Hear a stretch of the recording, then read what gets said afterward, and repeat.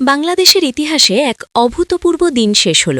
আজ সকাল 7:30 থেকে বিকেল 4:30 পর্যন্ত 299টি সংসদীয় আসনে ত্রয়োদশ জাতীয় সংসদ নির্বাচন এবং একই সঙ্গে জুলাই জাতীয় সনদ বাস্তবায়ন সংক্রান্ত গণভোট অনুষ্ঠিত হয়েছে।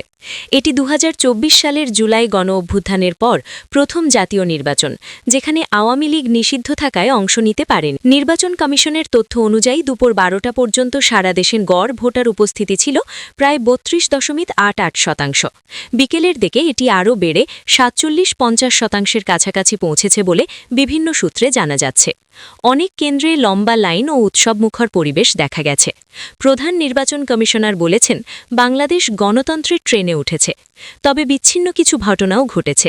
গোপালগঞ্জ ও মুন্সীগঞ্জে কয়েকটি কেন্দ্রে ক্রুড বোমা বিস্ফোরণ, লক্ষ্মীপুর ও খুলনায় বিএনপি জামায়াত সমর্থকদের মধ্যে সংঘর্ষের অভিযোগ, কয়েকটি কেন্দ্রে ব্যালট ছিনতাই ও ভাঙচুরের ঘটনা রিপোর্ট হয়েছে। এবারের নির্বাচনে মূল লড়াই হয়েছে বিএনপি অর্থাৎ তারেক রহমানের নেতৃত্বে এবং জামায়াতে ইসলামী নেতৃত্বাধীন 11 দলীয় জোট অর্থাৎ শফিকুর রহমান সহ এদের মধ্যে। প্রাক নির্বাচন জরিপগুলোতে দেখা গিয়েছিল বিএনপি জোট সামান্য এগিয়ে 44.1% ভোটের সম্ভাবনা, জামায়াত জোট প্রায় কাছাকাছি 43.9%।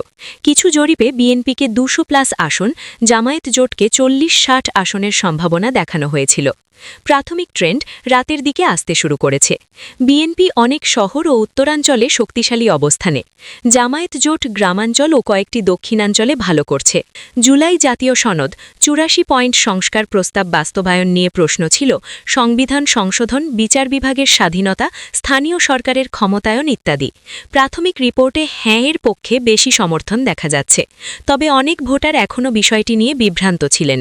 চূড়ান্ত ফলাফল হ্যাঁ জয়ী হলে সংস্কার প্রক্রিয়া ত্বরান্বিত হবে বলে আশা করা হচ্ছে। ভোট গণনা শুরু হয়েছে বিকেল 4:30 পরপরই। দুটি ব্যালট, সংসদ প্লাস গণভোট ও পোস্টাল ব্যালটের জটিলতায় স্বাভাবিকের চেয়ে বেশি সময় লাগবে।